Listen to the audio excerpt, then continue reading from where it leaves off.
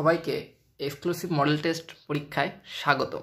তোমরা হয়তো ইতিমধ্যেই ফিজিক্স পরীক্ষাটি দিয়ে ফেলেছো। তো ফিজিক্স পরীক্ষা দিয়ে তোমাদের কেমন লাগলো সবাই কিন্তু আমাদের কমেন্টে জানিয়ে দিবে এবং আমাদের পেজে তোমরা জানাবে যে কার পরীক্ষা দিয়ে কেমন লাগছে। প্রশ্ন কি অনেক কঠিন হয়েছে? আশা করি না, প্রশ্ন অনেক কঠিন হয়নি, প্রশ্ন অনেক সোজাই আছে। কেন? তোমাদের মতো স্ট্যান্ডার্ড করে প্রশ্ন করা হয়েছে এবং যা প্রশ্ন আছে তার কিন্তু অনেক কমন প্রশ্ন এবং এই প্রশ্নগুলোই কিন্তু পরীক্ষায় আসে। সেম তো আসবে না, কিন্তু পরীক্ষার প্রশ্নের প্যাটার্ন কিন্তু এমনই থাকে, হয়তো সংখ্যায় এদিক থেকে ওদিক একটু ঘুরিয়ে দিবে। তো এইটা নিয়ে তোমাদের ভয়ের কোনো কারণ নেই।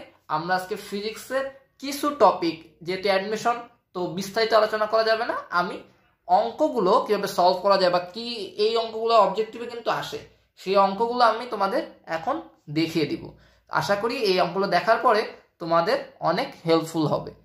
আর আরও একটা সুখবর হচ্ছে, আমরা সামনেই হয়তো কাল বা পরশুর মধ্যে আমরা অ্যানাউন্সমেন্ট করব যে ফিজিক্স আর আইসিটির বা ফিজিক্স, ম্যাথ, ফিজিক্স, কেমিস্ট্রি আর আইসিটি এই চারটা সাবজেক্টের উপর একটা স্পেশাল কোর্স আসছে।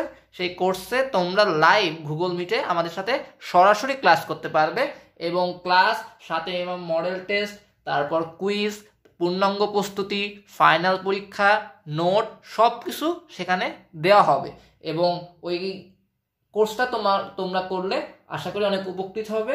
আগে বলে রাখলাম, তোমাদের বন্ধুদেরও জানিয়ে রাখবে, খুব শীঘ্রই কোর্সটা আসছে এবং নিলে তোমরা বুঝতে পারবে আমাদের মান কেমন। আর ইতিমধ্যে তো তোমরা পরীক্ষা দিচ্ছই, তো প্রশ্ন দেখেই তোমরা বুঝতে পারতেছো আমাদের প্রশ্নের মান কেমন বা আমাদের প্রশ্ন করার পদ্ধতিটাও কেমন। আচ্ছা, তো এখন আমরা একটা অঙ্ক দেখি। প্রথমে একটা ম্যাথ দেখি ফিজিক্সে, ভেক্টরের ম্যাথ। কোন নদীতে একটি নৌকার বেগ স্রোতের অনুকূলে ও প্রতিকূলে যথাক্রমে 18 এবং 6 কিলোমিটার পার আওয়ার বেগ, নৌকাটি কত বেগে কোন দিকে চালনা করলে সোজা অপর পারে পৌঁছাবে? ওকে, তো এখন তোমাকে কি বলছে যে অনুকূলে 18 কিলোমিটার আর প্রতিকূলে 6 কিলোমিটার। তাহলে তোমরা তো এটা পারবাই। দেখো কেমন হবে। এই যদি একটা তোমার নদী হয় এবং আমি ধরে নিচ্ছি এইটা হচ্ছে ইউ, এদিকে হচ্ছে স্রোতের বেগ আর এদিকে কি হবে, তাহলে এদিকে হবে নৌকার বেগ এবং নৌকার বেগটা আমি ধরি ভি দিয়ে, তাহলে লব্ধি কোন দিকে হবে? সোজা অপর পারে পৌঁছাবে, তাহলে লব্ধি হবে এইটা। আর তোমরা তো এই অঙ্ক করছোই এবং আর যদি হয় এবং বলছে নৌকাটি কোন দিকে চালালে এই আর বরাবর পৌঁছাবে, তাহলে নৌকাটি নিশ্চয়ই এদিকে চালাবে। কারণ কি, স্রোত যেহেতু এইদিকে, তো এইদিকে একটা কন্টিনিউয়াসলি এটাকে ধাক্কা দিবে এবং এই ধাক্কা দিতে দিতে এই জায়গাটা এনে পৌঁছায় দেবে। তাহলে আমার এমন একটা কোণ দরকার যেই কোণে চালনা করলে এই স্রোতের ধাক্কাতে সে সোজা এই পারে এসে পৌঁছাবে। ওকে, তাহলে এই কোণটা কত? আলফা।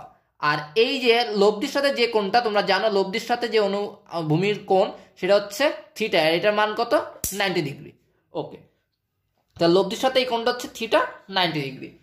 ও, তো আমরা এখন যদি এটা সলভ করি, তো দেখো যেহেতু অনুকূলে, তো আমি লিখতে পারি এখানে v plus u is equal to 18, আর একটা লিখতে পারি কন্ডিশন ভি ইউ 6। আমি শর্টকাট লিখতেছি যাতে পরীক্ষায় ভর্তি পরীক্ষায় দ্রুত এটা সলভ করতে পারো, সেই জন্য 6। তাহলে এখান থেকে ভি কত বেরোবে? যদি এটা 1 নং সমীকরণ ধরো আর এটা যদি 2 নং সমীকরণ ধরো, তাহলে 1 আর 2 যদি আমরা ক্যালকুলেশন করি তাহলে আমরা পাবো v is equal to 12 kilometre per hour আর ইউ হবে 6 কিলোমিটার পার আওয়ার।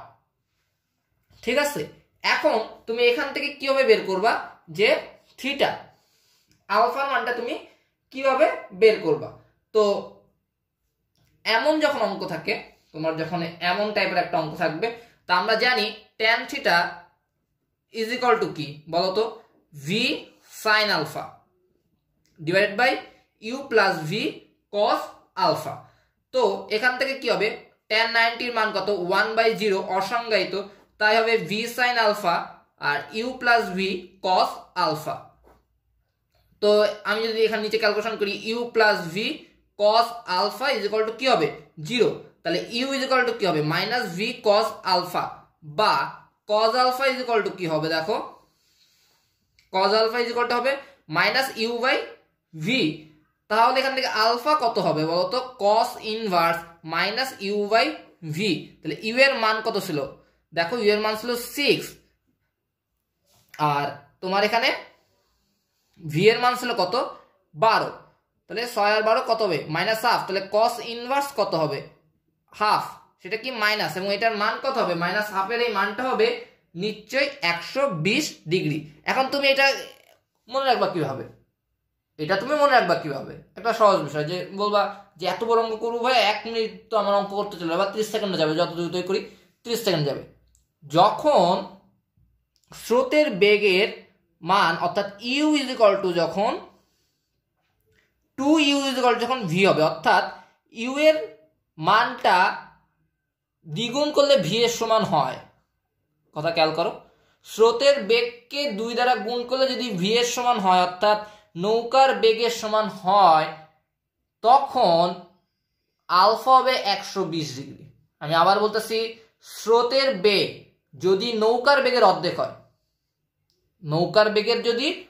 হয়, আবার অনুরূপভাবে যদি স্রোতের বেগকে দ্বিগুণ করলে নৌকার বেগ পাচ্ছে, যেমন এখানে দেখো ভি ইজ ইকুয়াল টু কত 12 আর ইউ ছিল কত 6, তাহলে 2 × 6 12 ইজ ইকুয়াল টু কি 12, তাহলে অর্থাৎ 6 আর 12 যোগ থাকবে, বা 3 6 4 8 এমন টাইপ 5 10 10 20 এমন টাইপ যদি সম্পর্কগুলো থাকে, তখন আলফার মান হবে 120 ডিগ্রি। অর্থাৎ আমি এখান থেকে জাস্ট এতটুকু বের করবো পরীক্ষা, আমার টেকনিক থাকবে কি যে ভি আর ইউটা বের করতে। এবং আরেকটা কন্ডিশন খেয়াল করবা, কখনোই ইউ এর মান ভি থেকে বড় হবে না, অর্থাৎ স্রোতের বেগ কখনো নৌকার বেগের থেকে বেশি হবে না এসব অঙ্কে। কেন বেশি হবে না, প্র্যাকটিক্যালি চিন্তা করো, যদি স্রোতের বেগটা নৌকার বেগের থেকে বেশি হয় তাহলে তুমি নৌকা চালাতেই পারবে না। সিম্পল বিষয়, মনে করো তোমার এই যে স্রোতের বেগটা বেশি, অর্থাৎ কি তোমাকে এবার ধাক্কা দিচ্ছে, আর ভি নৌকার বেগটা কি কম, তখন যদি কম হয়ে যায় নৌকার বেগ, তখন কি হবে বলতো, স্রোত নৌকাকে এত জোরেই ধাক্কা দিবে যে নৌকা কিন্তু অপর পারে যেতে পারবে না, তার এই যে লক্ষ্য বিন্দুতে সে পৌঁছাতে পারবে না। তো মনে রাখতে হবে ইউ কখনো ভি থেকে বড় হবে না। এবং আর একটা জিনিস খেয়াল করো, যদি এখানে 12 হয়, ইউ এর মান যদি 12 হয় আর ভি এর মান যদি 6 হয়, তাহলে কস কত হয়, কস হয় -2। এবং তুমি যদি দেখো কস -2 যদি করো, সেটার মান আসবে কস -2 যদি করো, তাহলে কি হবে, এমন একটা মান আসবে যেটা কখনোই ডিগ্রি হতে পারে না, 1 থেকেও কম। আর যদি মাইনাসই না থাকে তাহলে তো হবেই না, কারণ কি কস ইনভার্সের যে লিমিট, সেটা কিন্তু কসের কিন্তু লিমিট হচ্ছে 0 থেকে 1, কসের লিমিট কত 0 থেকে 1, অর্থাৎ কস 0 থেকে 1 এর মধ্যে ভ্যালিড দিবে। তাহলে দেখো কস ইনভার্স, আমি তোমাদের যদি দেখাই, কস ইনভার্স -2 যদি দাও, দেখো ম্যাথ ইরো, এই দেখো কস ইনভার্স -2, ভালো মতো খেয়াল করো, যদি ইউ এর মান 12 হয়, আর ভি এর মান যদি 6 হয়, তখন দেখো কি হবে, তাহলে দেখো কস ইনভার্স দিলাম, এখানে কি হবে -2 হবে, তো -2 দিলাম ম্যাথ ইরো।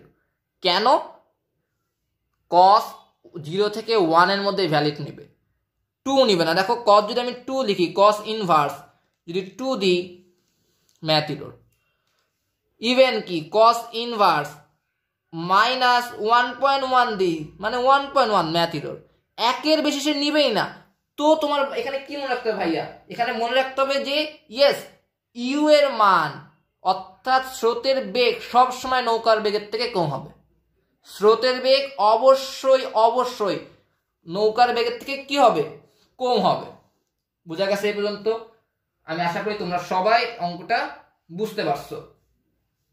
এবার আসো, তাহলে তোমরা বুঝলে কিভাবে শর্টকাট রাখতে হবে।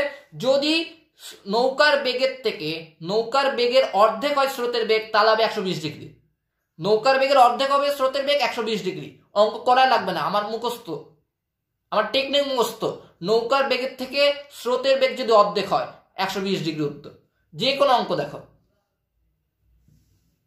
এবার দেখো আরেকটা অঙ্ক, একটি লন রোলার টানা বা ঠেলায় সময় তুমি এর হাতলে আনুভূমিক 30 ডিগ্রি কোণে 19.6 নিউটন বল প্রয়োগ করছো। এই টানা অপেক্ষাকৃত সহজ কারণের ওজন কমে কত হবে? অর্থাৎ তুমি একটা নন রোলারকে, যে খেলা মাঠে দেখো না পিচ ঠিক করে, সেই নন রোলারকে কি করতেছে, টানা বা ঠেলতেছে। এখন আনুভূমিকের সাথে কত ডিগ্রি, 30 ডিগ্রি। কত বল প্রয়োগ করতেছে, F 19.6 নিউটন বল প্রয়োগ করছে। এখন বলছে এর টানা মানে উপরের দিকে টানতেছে দুইটা নন রোলার, কিন্তু দুইটা। দেখো এটা যদি একটা নন রোলার হয়, খেয়াল করো, এটা একটা নন রোলার, এটাকে যদি তুমি ফেলো অর্থাৎ নিচ দিকে বল প্রয়োগ করতেছে এফ নিচ দিকে, এবং এর ওজনটাও কিন্তু নিচ দিকে, তুমি ঠেলতেছো, এর ওজনও কিন্তু নিচ দিকে ক্রিয়া করতেছে, W equal to m g, আর এফ তুমি ক্রিয়া করতে হলে এই দুইটাই কিন্তু যোগ হয়ে যাচ্ছে, এফ প্লাস ডব্লিউ। আর সাধারণভাবে খেয়াল করো, যদি তুমি ঠেল মানে টানো উপরের দিকে, যদি টানো মানে টেনে নিয়ে যাও, টানতে টানতে নিয়ে যাও, তখন কিন্তু এফ তোমার এই বলটাও উপরের দিকে কাজ করবে এবং ডব্লিউ নিচের দিকে কাজ করবে। তাহলে কি হবে? F minus W. ঠিক আছে, তাহলে কি হবে? F minus W. এখন তুমি বলবা যে ভাইয়া কেন ডব্লিউ মাইনাস এফ লিখলেন না? কথা খেয়াল করো, কেন ডব্লিউ মাইনাস এফ লিখলেন না? ওকে, যদি তার ওজনের থেকে তুমি তাকে কম বল দিয়ে টানতে যাও, জায়গা থেকে সরবেই না। মনে করো দুই বন্ধু মারামারি করতেছে, এক বন্ধুর ওজন 100 কেজি, এখন আরেক বন্ধু যে মারামারি করবে তার ওজন 20 কেজি। তাহলে এবার বুঝো কি হবে, তাদের মধ্যে মারামারি হবে নাকি গলা ধরাধরি হবে, কোনটা হবে? নিজের একটু ভাবো, 20 কেজির সাথে যদি 100 কেজি মারামারি করতে যায়, এই জন্য সে যে টানবে তার বলটা অবশ্যই ডব্লিউ থেকে বেশি হবে। ঠিক আছে, কনসেপ্ট ক্লিয়ার? তো যদি এটা ক্লিয়ার থাকে তখন আমরা লিখবো এখানে এই অঙ্কটার জন্য, এই অঙ্কটার মধ্যে অবজেক্টিভে আছে, দেখবে ওজন কমে, আমরা শুধু লিখবো ওজন কমে 19.6 ইন্টু কস 60 ডিগ্রি নিউটন। তখন কত হবে? 9.8 নিউটন। আর আমরা জানি 9.8 নিউটন মানে কি? 1 কেজি। নিউটন থেকে কেজি কনভার্ট কি, তাহলে 1 কেজি ইকুয়াল টু 9.8 নিউটন। বুঝা গেছে? 1 কেজি ইকুয়াল টু কি? 9.8 নিউটন। ঠিক আছে, তাহলে ওজন কমে কি? এফ থিটা, মানে এফ কস থিটা। কেন? আনুভূমিকের সাথে বলছিল। ও কেন 60 ডিগ্রি? এখন তোমাকে প্রশ্ন করবা যে কেন ভাইয়া 60 ডিগ্রি হয়েছে? তো কেন 60 ডিগ্রি হয়েছে এটা একটু দেখো। এই হচ্ছে মনে করো নন রোলার কি করতেছে? টানতেছে আনুভূমিকের সাথে 30 ডিগ্রি, আনুভূমিকের সাথে 30 ডিগ্রি, কিন্তু টানতেছে যেহেতু সেহেতু তার কি হবে? লম্ব দিকে একটা কি উপাংশ থাকবে, এবং সেই লম্ব দিকে তার কি হবে? এটা যদি 90 ডিগ্রি হয় তাহলে 90 থেকে 30 বাদলে কত হবে? 60 ডিগ্রি। তাহলে এই যে লম্ব দিকের যে তার বল, সেইটা তো ওজন কমার জন্য সাহায্য করতেছে, আনুভূমিক ভাবে যেটা সেটা তো ওজন কমার জন্য সাহায্য করছে না। তাইলে ওজন কমে কততে? 60 ডিগ্রি দিয়ে।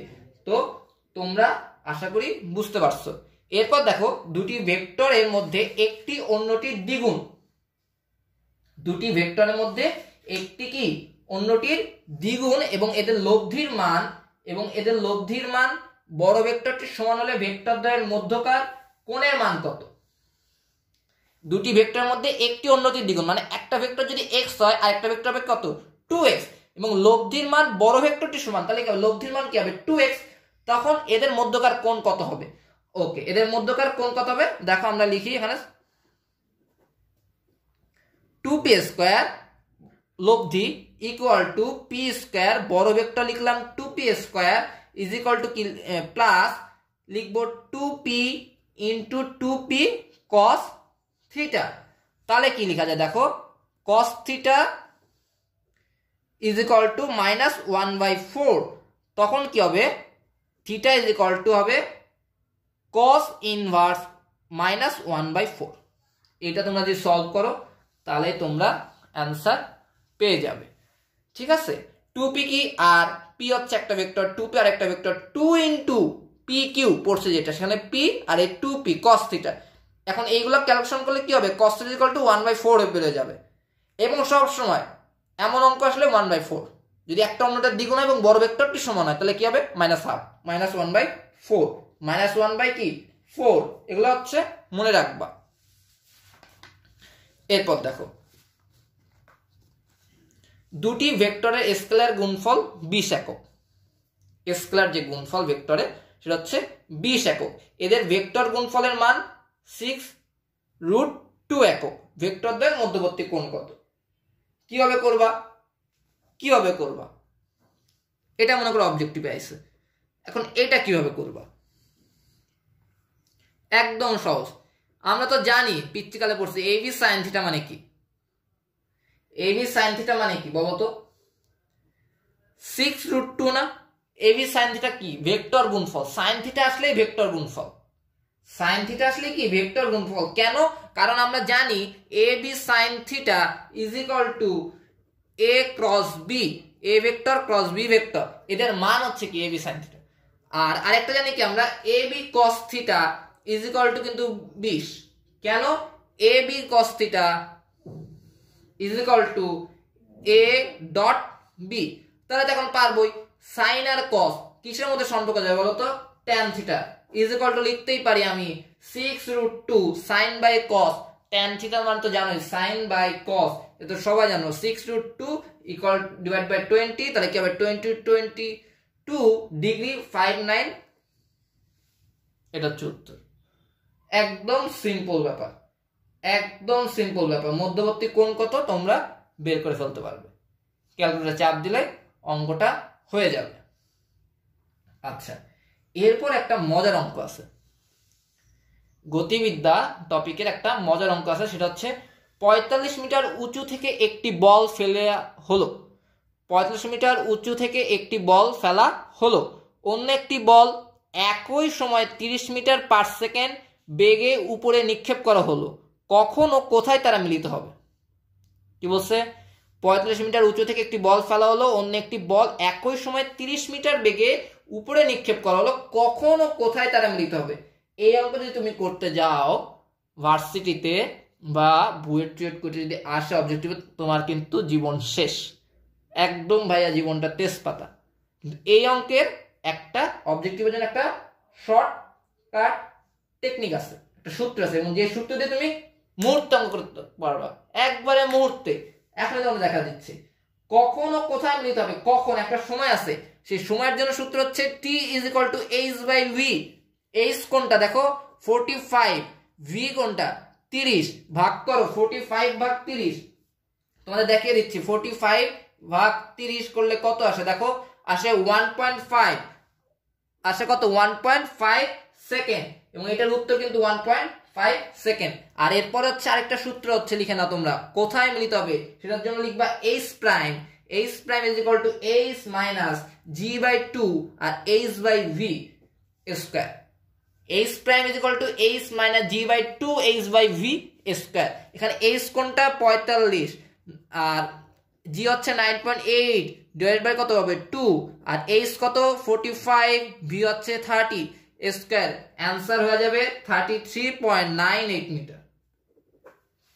যদি তোমাদের সন্দেহ থাকে আমি তোমাদের এখনই করে দেখাচ্ছি, দেখো ক্যালকুলেটরে দেখো 9.8 ভাগ 2 কত আসে 4.9, তাহলে 4.9 আর এখানে হবে কত 45, তাহলে 45 ভাগ 30 এর স্কয়ার 2.25 ইন্টু কি হবে 4.9, ঠিক আছে 11.025, আর সেটা কি হবে 45 বিয়োগ হবে, তাহলে 45 মাইনাস লিখলাম অ্যান্সার 33.975 বা 98। কত শর্টকাট দেখো, মানে এত বড় একটা অঙ্ক কত ইজিতে করতে পারছো। এখন যদি বলবে রিটেনে কি করব, রিটেনে তুমি ওই সূত্র দিয়ে করবা, ছোটকালের সূত্র দিয়ে h is equal two ut plus half gt square. এই সূত্র দিয়ে তখন লিখবা 45 মাইনাস h, কখন কোথায় মিলিত হবে সেখান থেকে একটা t আসবে, দুইটা জায়গা থেকে t কমন নিয়ে একটা t বের করবা, এবং ওই পরে ওইটি কোন একটা সমীকরণ বসাই দিয়ে h বের করে ফেলবা। এটা হচ্ছে অঙ্ক। এরপর দেখো আরেকটা অঙ্ক, একটি বিমান 360 কিলোমিটার পার আওয়ার বেগে মাটি স্পর্শ করে। একটি বিমান 360 কিলোমিটার পার আওয়ার বেগে একটি মাটি স্পর্শ করে, 1 কিলোমিটার দূরত্ব অতিক্রম করে থেমে যায়। বিমানটি মাটি স্পর্শ করার কত সময় পর থামে? বিমানটি মাটি স্পর্শ করার কত সময় পর থামে? এটা তো একবারে ইজি অঙ্ক অবজেক্টিভে আসলে, সেটা হচ্ছে শুধু লিখবা s is equal to u plus v divide by 2 into t। 1 kilometre আমি করলাম, 1 কিলোমিটার ইজ ইকুয়াল টু কি লিখবো 360 প্লাস 0 ডিভাইড বাই 2 t।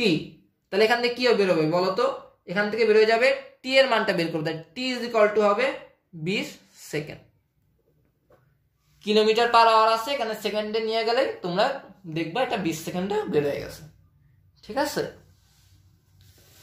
আবার বলতেছি, কারো যদি কোনো অঙ্কে বুঝতে তাও সমস্যা থাকে আমাদের কমেন্ট বক্সে বলবা, আমরা তোমাদের সবাই সবকিছুতে হেল্প করবো, এবং যার যে অঙ্ক সমস্যা আছে জাস্ট আমাদের একটু কমেন্টে বলে দিবা, আমরা তোমাদেরকে সলভ করে সাথে সাথে জানিয়ে দিব। এখন আসছে কি প্রাস। গতিবিদ্যা যখন আমরা শিশুকালে পড়তাম তখন আমরা পড়ছি কি just s is equal to vt, s is equal to ut plus half gt square, v square u square plus 2as, v is equal to u plus at। এই চারটা সূত্র দিয়ে আমরা জগতের সব অঙ্ক সলভ করছি, শিশুকালের জগতে, আবার বড় কালের জগৎ না, কিন্তু শিশুকালের জগৎ। ঠিক আছে, শিশুকালের জগতে সব অঙ্ক সলভ করছে, এবং তখন মনে মনে ভাবছি আমি তো গতিবিদ্যার বস, আমি তো অনেক কিছু হয়ে গেছি, কি না কি হয়ে গেছি। কিন্তু যখন ইন্টারভিউ হচ্ছে তখন ইতিমধ্যে তোমরা টের পাইছো যে গতিবিদ্যার মধ্যে সবচেয়ে ইম্পর্টেন্ট টপিক হচ্ছে প্রাস। প্রাস হচ্ছে গতিবিদ্যার একটা এখানে জীবন। তো এবার সেই প্রাসে কয়েকটা অঙ্ক দিছে, এবং সেটা একবারে ইজি। আমি জানি এটা তোমরা সবাই পারবে, এবং আমার করার আগে পারবা, সেই জন্য আমি কি করবো, জাস্ট সূত্র লিখবো, এবং তোমরা যারা দেখতেছো এবং যারা দেখবে তোমার বন্ধুদেরকে বলবে, তারা কি করবে, অঙ্কটা সলভ করে আমাদের কমেন্ট বক্সে উত্তর জানাই দিবে, এবং কি করবে, আমাদের গ্রুপে আছে, গ্রুপে তোমরা সলভটা করে দিয়ে দিবে, আমি সেখানে দেখে তোমাদের সাথে সাথে বলে দিব। তো দেখো, এটার জন্য প্রথম সূত্রকে আমি শুধু সূত্র লিখে দিচ্ছি, মাইন্ড, আমি শুধু সূত্র লিখে দিচ্ছি। তো বিচরণকালের সূত্র কি দেখো, T is equal to 2v sin theta divide by g, বা 2v দাও বা 2u দাও, যেটা খুশি সেটা দাও, সমস্যা নাই।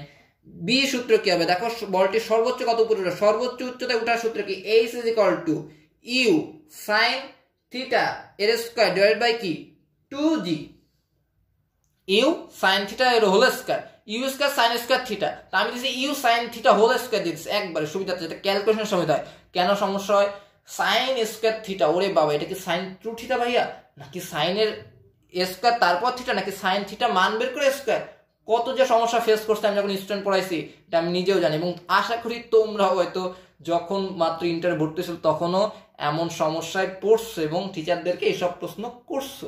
তো এর জন্য কি ইউ সাইন থিটা এর হোল স্কয়ার দিয়ে দিলাম, তাহলে একটু ইজি। যদি সাইন থিটা 6 রেখে সাইন 60 এর মান বের করবা, ইউ কে গুণ করবা, তারপর দুটোটাকে স্কয়ার করবে, একবার ইজি হয়ে গেল অঙ্কটা, তাই না, জটিলের কোনো বিষয় নাই। আর এরপর কি আছে দেখো, বলটির অনুভূমিক পাল্লা কত হবে। তো অনুভূমিক পাল্লা কি, আর ইজ ইকুয়াল টু এই যে u square sine 2 theta divide by g. এই যে এই সময় যে সমস্যা বাদে, এবং আমি যে স্টুডেন্ট পড়াই সেখানে সাইন 2 থিটা বাইয়া, এটা কি সাইন স্কয়ার নাকি 2, মানে এটা কি কিভাবে ক্যালকুলেশন করবে, মানে এটা মানে প্রশ্ন উত্তর দিতে দিতে বিব্রতকর অবস্থায় পড়ে গেছে। এর জন্য একটাকে স্কয়ার দিছি বাবা, ওটা তোমার স্কয়ারই, আর এটা হচ্ছে তোমার সাইন 2 থিটা, একবারে সিম্পল হিসাব শেষ। তো আশা করি তোমরা হচ্ছে সবাই, তোমরা কি করবা, সবাই কিন্তু এই প্রশ্নগুলোর উত্তর আমাদের দিতে থাকবা, ঠিক আছে, এবং এটা কিন্তু তোমরা দিবা, আমি কিন্তু সবারটা চেক করব। তো এখন আমরা কোন অঙ্ক করব দেখো, এখন আমরা আরো কিছু মজার অঙ্ক করব। কেমন মজার অঙ্ক দেখো, আরেকটা অঙ্ক দেখো, 20 মিটার উঁচু একটি দালানের ছাদ থেকে এম ভরের একটি টেনিস বল গড়িয়ে পড়ে, বলটি যখন ভূমি স্পর্শ করে তখন এর বেগ 22 মিটার পার সেকেন্ড, বলটি ছাদ ত্যাগ করার মুহূর্তে কত বেগে গড়াচ্ছিল। তাহলে এই অঙ্কটা কি হবে, এই অঙ্কটা একদম সহজ, দেখো answer v square is equal to u square plus 2gh, এই অঙ্কটা তোমরা তো জানো 2gh সূত্র। তখন এখানে কি হবে, 20 মিটার বেগে এত বেগে, তাহলে কত বেগে, তাহলে শেষ বেগ চাইছে, এটা শেষ বেগ ভি, তাহলে ইউ কত এখানে 22, তার মানে আমি লিখতে পারি u square is equal to v square minus 2gh। কি লেখা যায় এখান থেকে দেখো তো, u square is equal to 22 square,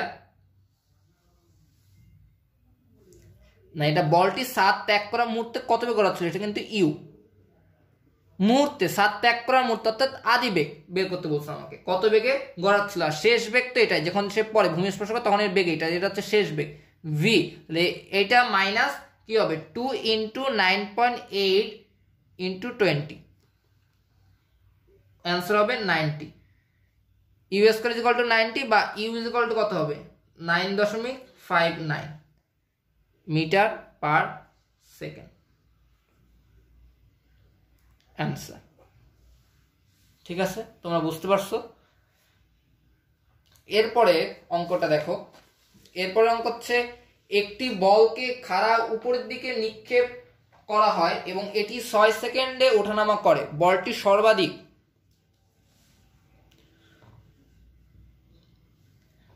সর্বাধিক কত উচ্চতায় উঠে? এখানে জি হচ্ছে 32 ফিট পার সেকেন্ড স্কোয়ার।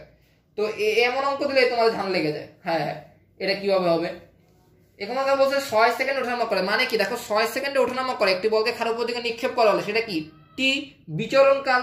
তো বিচরণকাল যদি হয় আর বলটি সর্বাধিক কত উচ্চতায় উঠে এটা কি বের করতে হবে এইচ। তাহলে আমরা তো জানি টি ইজ ইকুয়াল টু কি 2u জি সাইন থিটা, যেহেতু খাড়া তাহলে 90 ডিগ্রি, তাহলে সাইন 90 ডিগ্রি মান কত 1, এই জন্য লিখতে পারি 2u/g। তাহলে এখান থেকে যদি আমি ইউটা বের করতে চাই তাহলে কি হয় 96 ফিট পার সেকেন্ড। ঠিক আছে, এখান থেকে ইউ বের হয়ে গেল। আর এইচ কি হবে দেখো তো, এইচ হবে you square divide by 2g। তাহলে এখান থেকে ক্যালকুলেশন করলে জি এর মানগুলো বসাই দিলে সব 144 ফিট অ্যান্সার। ফিটে রাখবা তোমরা, তোমাদের মিটারে নেওয়ার কোনো দরকার নেই। এরপর একটা অঙ্ক দেখো।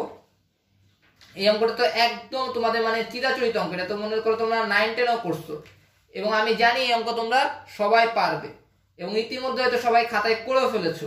অঙ্ক হচ্ছে 40 কেজি এবং 60 কেজি ভরের দুটি বস্তু পরস্পর বিপরীত দিকে যথাক্রমে 8 মিটার পার সেকেন্ড ও 2 মিটার পার সেকেন্ড বেগে যাওয়ার পথে একে অপরকে ধাক্কা দিল। ধাক্কার পর বস্তুটি একত্রে কত বেগে চলবে? তো এটা তো আমরা জানি সূত্র কি। আমি যদি এখানে লিখি m1 ইজ ইকুয়াল টু কি হবে 40 কেজি, m2 হবে 60 কেজি, u1 হবে 8 মিটার পার সেকেন্ড, আর u2 যেহেতু বিপরীত দিকে তো একটা প্লাস দিলে একটা কি হয় -2 মিটার পার সেকেন্ড, আর v is equal to what. এখন তাহলে কি হবে দেখো, আমরা তো জানি সূত্র কি m1 u1 plus m2 u2 is equal to কি হবে m1 প্লাস m2 v। একত্রে যখন চলবে তখন তাদের বেগটা তো একটা হয়ে যাবে। আর m1 প্লাস m2 দিচ্ছে কেন, একত্রে চলার সময় তাদের দুইটার ভরও একত্রে হয়ে যাবে। এটা যদি তোমরা ক্যালকুলেশন করো তো দেখবা v is equal to 2 metre per second, এটা অ্যান্সার বেরোবে। তো আশা করি তোমরা এটা বুঝতে পারছো। আর যদি কারো কোনো বুঝতে সমস্যা হয় তাহলে তো আমাদেরকে বলবে। এরপর দেখো একটা অঙ্ক, 30 কেজি ভরের একটি শেল 48 মিটার পার সেকেন্ড বেগে উঠছে। 30 কেজি ভরের একটি শেল 48 মিটার পার সেকেন্ড বেগে উঠছে। শেলটি বিস্ফোরিত হয়ে দু টুকরা হলে 18 কেজি ভরের টুকরাটি স্থির হয়ে যায় এবং বাকি টুকরাটি উঠে যায়। বাকি অংশের বেগ কত? দেখো তোমরা 30 কেজি ভরের একটি শেল 48 মিটার পার সেকেন্ড বেগে উঠছে। শেলটি বিস্ফোরিত হয়ে দু টুকরা হলে 18 কেজি ভরের টুকরাটি স্থির হয়ে যায় এবং বাকি টুকরাটি উঠে যায়। ঠিক আছে, বাকি অংশের বেগ কত, অর্থাৎ যে অংশটা আছে সেই অংশটার বেগ কত। তা আমি এখানে পাশে লিখে রেখেছি দেখো m1 is equal to 18 KG, m2 is equal to 30 minus 18 KG is equal to 12, আর v1 0, v2 48 আর m হচ্ছে কত 30 কেজি। তো আমরা জানি যে সূত্রটা সেটাই লিখবো m1 u1 plus m2 u2 is equal to কি হবে mv। তা আমি বের করবো ওটা কি, এখান থেকে v2 বের করব, কারণ শেষ যেটা হয় শেষ বেগ তো আমি জানি যে এরা 18 মিটার পার সেকেন্ড বেগে কি উঠছে, তাহলে সেটা কি তার v 38 মিটার পার সেকেন্ড। তাহলে আমি বের করবো কি এখান থেকে v2। এখানে তুমি v2 নাম দিতে পারো সবগুলা, m1 v1 plus m2 v2 is equal two mv, এটা তোমরা জানো। তো এখান থেকে যদি আমি ক্যালকুলেশন করি দেখো u1 যেহেতু v1 যেহেতু 0, তাহলে এই পার্টটা কি হবে 0, আর এখানে কি হবে শুধু এখানে যা বসবে তোমার m2। তাহলে m2 এর মান কত দেখো, আমি লিখছি 12 × 48, এটা হচ্ছে v2, এটা হচ্ছে হবে v হবে